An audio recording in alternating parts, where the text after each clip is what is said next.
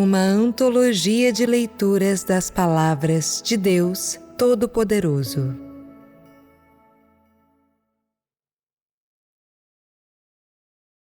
As duas encarnações completam o significado da encarnação.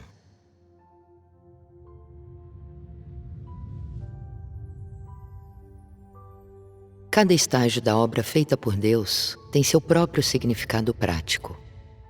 No passado, quando Jesus veio, ele era um macho, mas desta vez, ele é uma fêmea.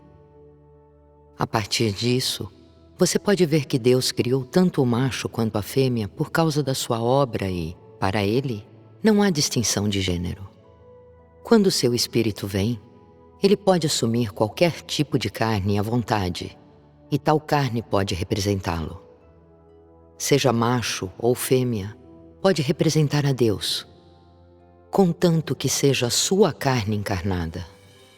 Se Jesus tivesse aparecido como fêmea quando ele veio, em outras palavras, se uma menina, não um menino, tivesse sido concebido pelo Espírito Santo, aquele estágio da obra teria sido completado da mesma maneira. Se isso tivesse sido o caso, então o estágio atual da obra teria que ser completado por um macho em vez disso. Porém, a obra teria sido completada da mesma maneira. A obra feita em ambos os estágios é igualmente significativa. Nenhum estágio da obra é repetido nem conflita com o outro. Naquela época, Jesus, ao fazer a sua obra, foi chamado de Filho unigênito, e filho implica o gênero masculino. Então, por que o Filho unigênito não é mencionado nesse estágio? Isto se dá porque os requisitos da obra necessitaram de uma alteração no gênero diferente do de Jesus. Para Deus não há distinção de gênero. Ele faz a sua obra como ele deseja, e ao fazer a sua obra, ele não está sujeito a qualquer restrição, mas é especialmente livre. Entretanto, cada estágio da obra tem seu próprio significado prático. Deus se tornou carne 2 vezes, e não é necessário dizer que a sua encarnação nos últimos dias se dá pela última vez.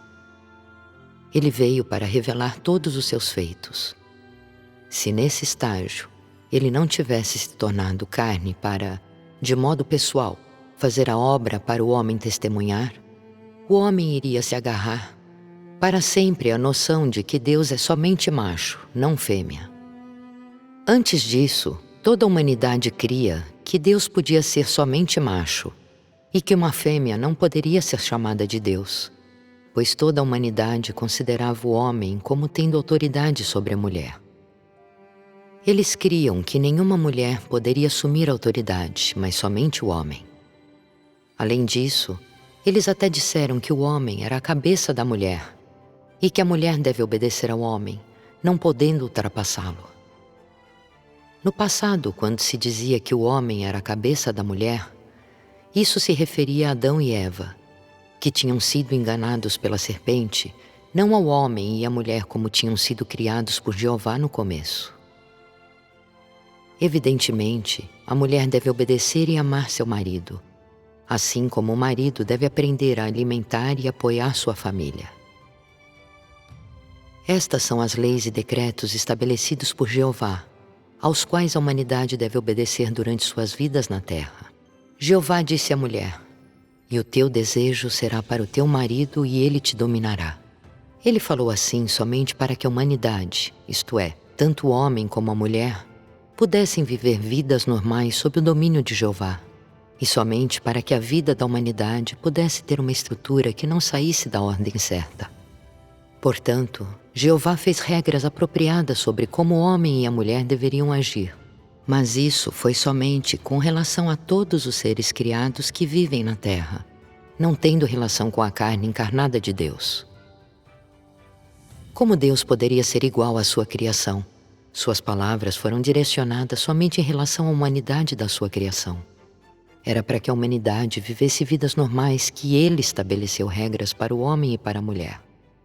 No princípio, quando Jeová criou a humanidade, Ele fez 2 tipos de seres humanos, macho e fêmea. E por isso, a sua carne encarnada também foi diferenciada como macho ou fêmea. Ele não decidiu sobre a sua obra com base nas palavras que ele falou a Adão e Eva.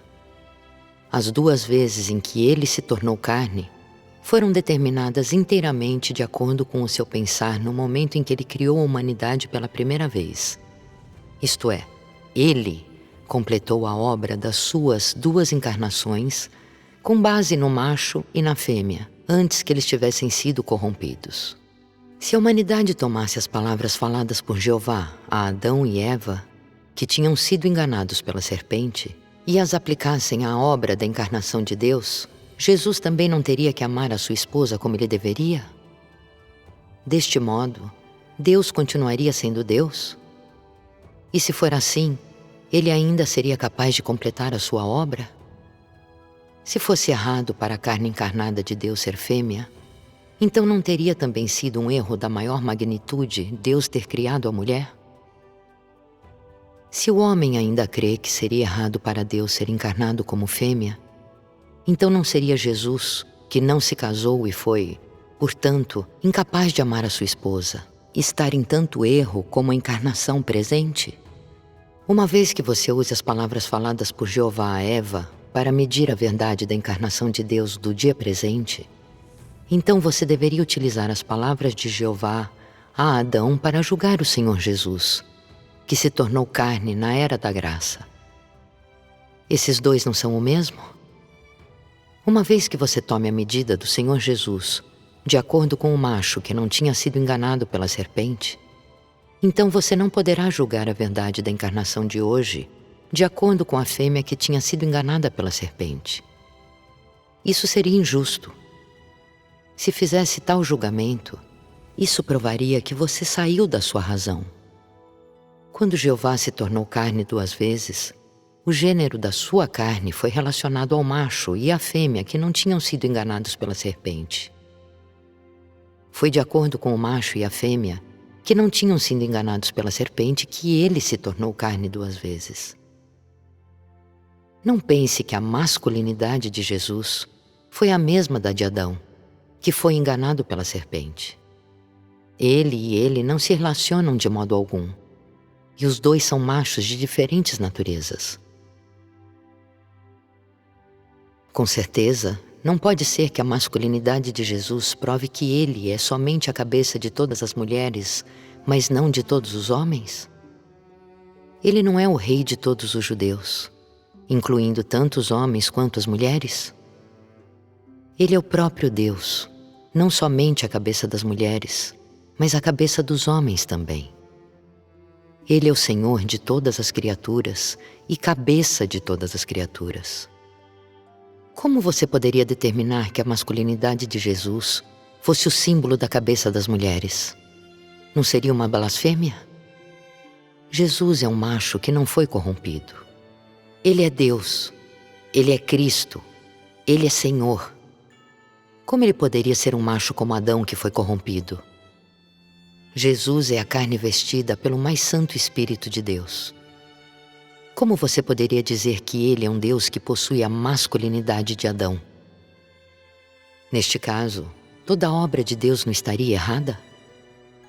Teria Jeová sido capaz de incorporar dentro de Jesus a masculinidade de Adão que foi enganado?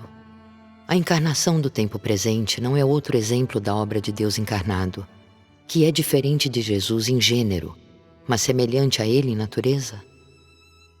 Você ainda ousa dizer que Deus encarnado não poderia ser fêmea porque a mulher foi a primeira a ser enganada pela serpente?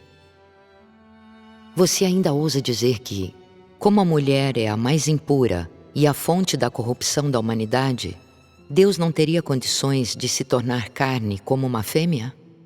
Você ousa persistir em dizer que a mulher sempre obedecerá ao homem e nunca poderá manifestar ou diretamente representar a Deus? Você não entendeu no passado, mas agora você pode continuar a blasfemar a obra de Deus, especialmente a carne encarnada de Deus? Se você não é capaz de ver isso com completa clareza, é melhor tomar cuidado com a sua língua para que a sua tolice e ignorância não sejam reveladas e a sua feiura não seja exposta. Não pense que você entende tudo. Eu digo a você que tudo o que você tem visto e experimentado é insuficiente para que você entenda até mesmo uma milésima parte do meu plano de gestão. Por isso, por que então você age com tanta soberba? A menor medida de talento e o mínimo conhecimento que você tenha são insuficientes para Jesus utilizá-los até mesmo por um segundo na sua obra. Quanta experiência você tem de verdade? O que você tem visto e tudo que você tem ouvido na sua vida e o que você tem imaginado são menos do que a obra que eu faço em um momento. Seria melhor se você não tivesse procurado defeito e encontrado falta. Não importa o quão arrogante você possa ser, você é apenas uma criatura que é menor do que uma formiga. Tudo que você tem na sua barriga é menos do que uma formiga carrega dentro dela.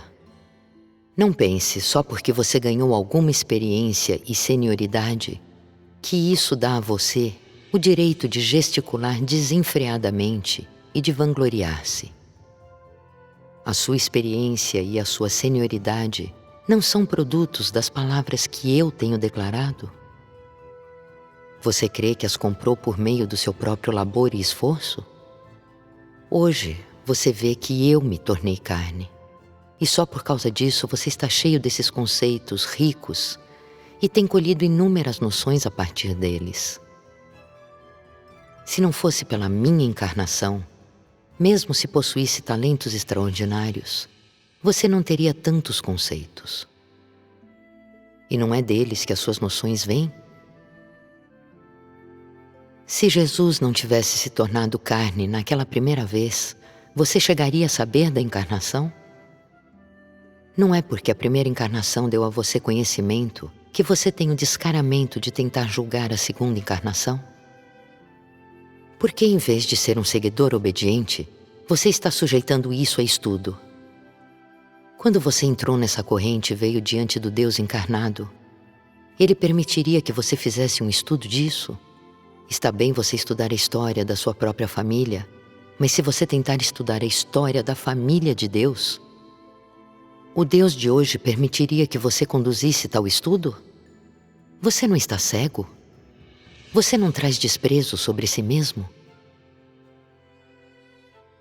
Se somente a obra de Jesus tivesse sido feita sem ser complementada pela obra neste estágio dos últimos dias, então o homem se aferraria para sempre à noção de que somente Jesus é o único Filho de Deus, isto é, que Deus tem somente um Filho, e que qualquer um que vier depois com outro nome não seria o único Filho de Deus, muito menos o próprio Deus. O homem tem a noção de que qualquer um que sirva como uma oferta pelo pecado, ou que assuma o poder em nome de Deus e redima toda a humanidade, é o único Filho de Deus.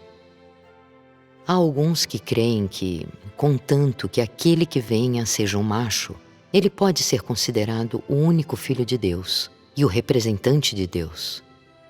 E há até aqueles que dizem que Jesus é o Filho de Jeová, seu único filho. Esta não é uma noção exagerada do homem?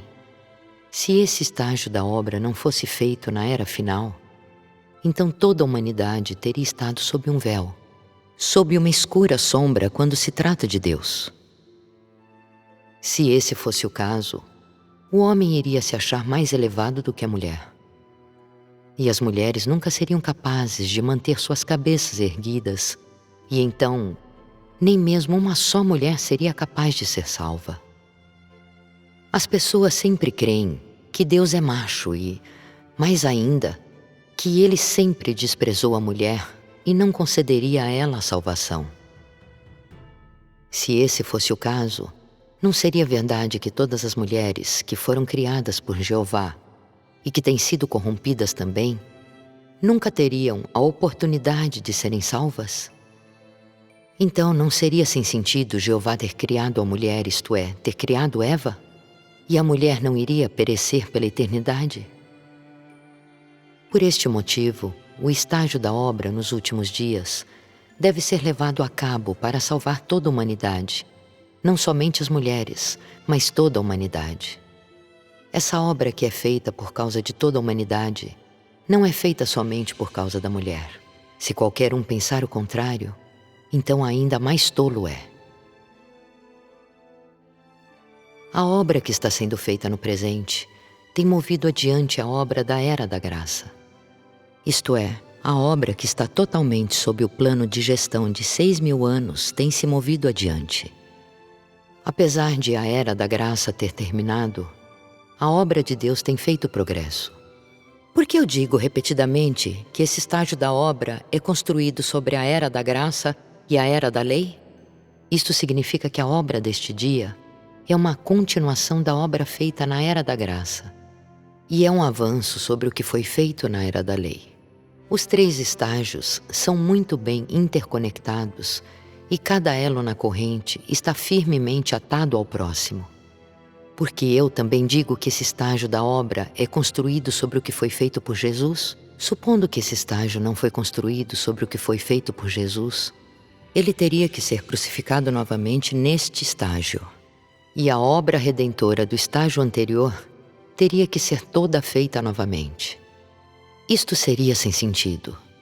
Por isso, não é que a obra esteja completamente terminada, mas que a era se moveu adiante e o nível da obra foi elevado ainda mais alto do que antes. Pode-se dizer que esse estágio da obra foi construído sobre o fundamento da Era da Lei e sobre a rocha da obra de Jesus. A obra é construída estágio por estágio, e este estágio não é um novo começo. Somente a combinação dos 3 estágios da obra pode ser considerada o plano de gestão de 6.000 anos. A obra nesse estágio é feita sobre o fundamento da obra da Era da Graça. Se esses 2 estágios da obra não estivessem relacionados, então por que a crucificação não foi repetida nesse estágio? Por que eu não carrego os pecados do homem? Eu não venho por meio da concepção pelo Espírito Santo, nem carrego os pecados do homem por meio da crucificação. Antes, eu estou aqui para castigar o homem diretamente. Se o meu castigo ao homem e a minha vinda agora, não pela concepção do Espírito Santo, não seguisse a crucificação, então eu não seria qualificado para castigar o homem. É precisamente porque sou um com Jesus é que eu venho diretamente para castigar e julgar o homem. A obra nesse estágio é construída inteiramente sobre a obra do estágio precedente. É por isso que somente a obra deste tipo pode levar o homem, passo a passo, à salvação. Jesus e eu viemos de um espírito. Embora não tenhamos relação nas nossas carnes, os nossos espíritos são um, mesmo que o conteúdo do que nós fazemos e a obra que nós assumimos não sejam os mesmos. Nós somos semelhantes em essência. As nossas carnes tomam formas diferentes, mas isto é devido à mudança na era e nos diferentes requisitos da nossa obra. Os nossos ministérios não são semelhantes. Por isso, a obra que nós produzimos e o caráter que nós revelamos ao homem também são diferentes. E é por isso que o que o homem vê e entende neste dia é diferente do que no passado. Isto se dá por causa da mudança na era. Por tudo isso, eles são diferentes no gênero e na forma das carnes deles. E eles não nasceram da mesma família, ainda menos no mesmo período de tempo. Os espíritos deles são, não obstante a isso, um. Por tudo isso, as carnes deles não compartilham nem sangue nem parentesco físico de tipo algum. Não pode ser negado que eles são a encarnação de Deus em 2 períodos de tempo diferentes. Que eles são as carnes encarnadas de Deus é uma verdade irrefutável. Embora não sejam da mesma linhagem e não compartilhem uma linguagem humana comum. Um era um macho que falava a língua dos judeus e o outro uma fêmea que fala somente chinês. É por esses motivos que eles viveram em diferentes países para fazerem a obra que convinha a cada um fazer e em períodos diferentes de tempo também. A despeito do fato de que eles são o mesmo espírito, com posse da mesma essência, não há semelhanças absolutas de modo algum entre as cascas externas das carnes deles. tudo o que eles compartilham é a mesma humanidade. Mas no que se refere à aparência externa das carnes deles e às circunstâncias do nascimento deles, eles não são semelhantes. Estas coisas não têm impacto sobre a obra respectiva deles, nem sobre o conhecimento que o homem tem deles, pois, em última análise, eles são o mesmo espírito e ninguém pode separá-los. Apesar de eles não serem relacionados por meio do sangue, todo o ser deles está encarregado dos espíritos deles, que aloca a eles diferentes obras em diferentes períodos de tempo e as carnes deles a diferentes linhagens. De modo semelhante, o Espírito de Jeová não é o pai do Espírito de Jesus, e o Espírito de Jesus não é o filho do Espírito de Jeová. Eles são um e o mesmo Espírito, do mesmo modo como se dá com o Deus encarnado de hoje e Jesus. Apesar de eles não serem relacionados por sangue, eles são um. Isto se dá porque os espíritos deles são um. Deus pode fazer a obra de misericórdia e de benignidade, assim como a de julgamento justo e a de castigo do homem, e a de invocar maldições sobre o homem. E no final, Ele pode fazer a obra de destruir o mundo e de punir o iníquo. Ele não faz tudo isso Ele mesmo? Esta não é a onipotência de Deus? Ele foi capaz de ambos para promulgar as leis para o homem e para emitir mandamentos para ele. E ele também foi capaz de levar os primeiros israelitas a viver suas vidas na terra e a guiá-los para construir o templo e os altares, mantendo todos os israelitas sob o domínio dele. Confiando na autoridade dele, ele viveu na terra com o povo de Israel por 2000 anos. Os israelitas não ousaram se rebelar contra ele. Todos reverenciaram a Jeová e observaram os mandamentos dele. Esta foi a obra que foi feita, confiando-se na autoridade dele e na onipotência dele. Então, durante a Era da Graça, Jesus veio para redimir toda a humanidade caída, e não somente os israelitas.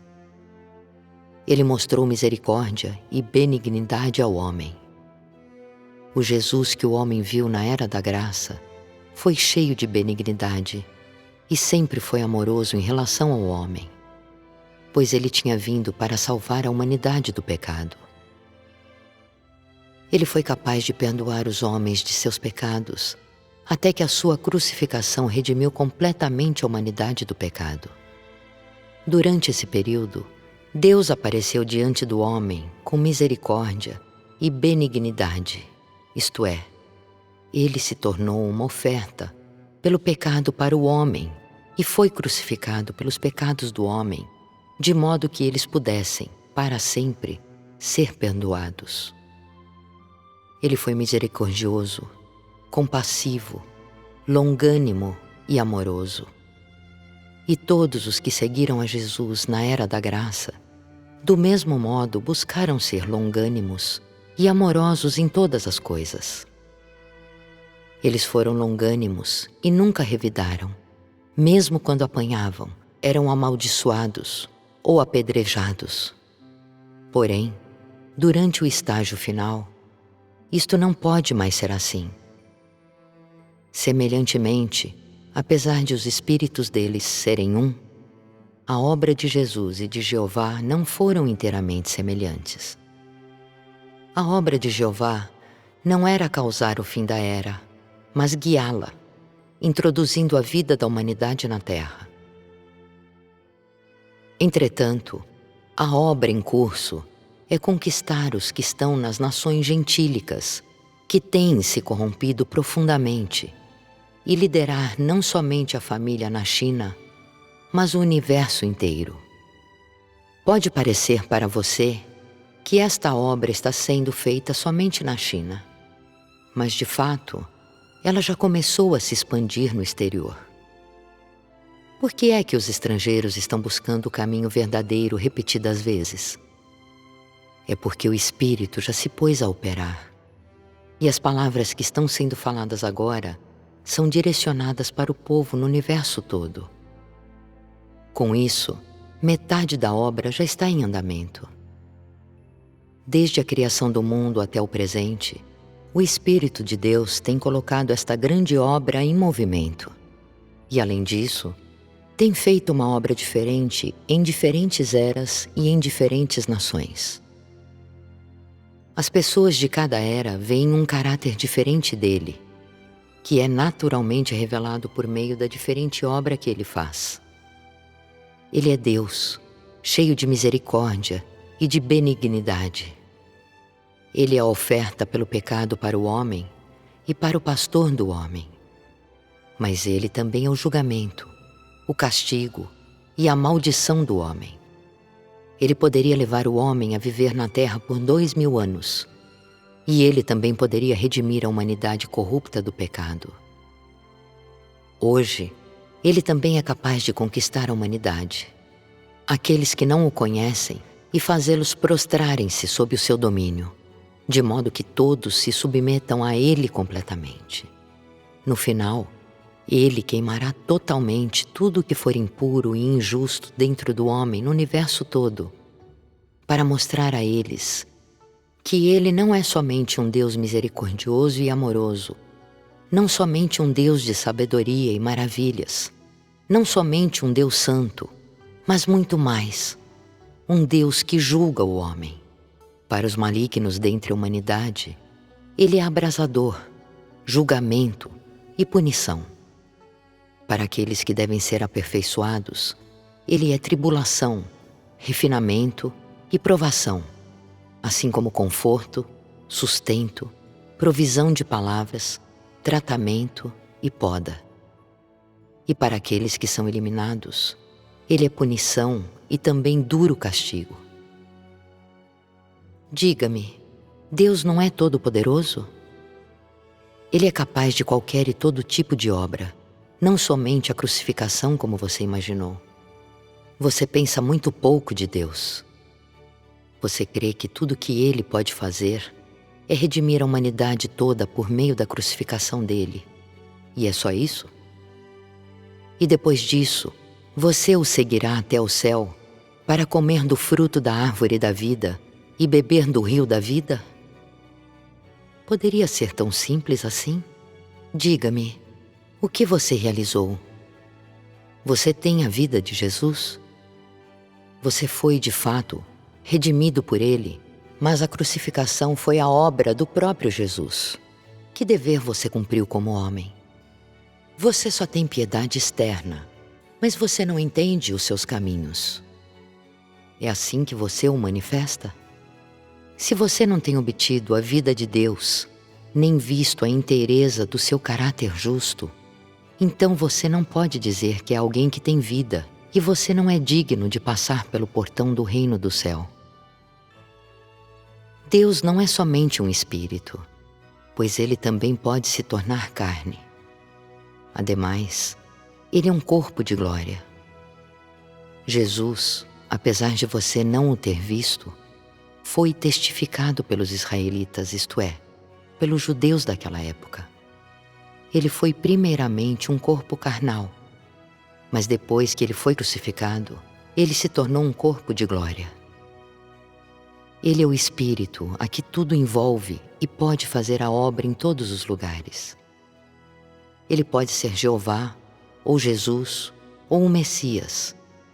No final, ele também pode se tornar o Deus Todo-Poderoso. Ele é justiça, julgamento e castigo. Ele é maldição e ira, mas ele também é misericórdia e benignidade. Toda obra que ele fez é capaz de representá-lo. Que tipo de Deus você diz que ele é? Você simplesmente não será capaz de explicar. Tudo que você pode dizer é: quanto a que tipo de Deus ele é, não sou capaz de explicar. Não tire a conclusão de que Deus é para sempre um Deus de misericórdia e benignidade, só porque ele fez a obra de redenção em um estágio. Você pode estar certo de que Ele é somente um Deus misericordioso e amoroso? Se Ele é um Deus misericordioso e amoroso, por que Ele porá fim à era nos últimos dias? Por que Ele enviará tantos desastres?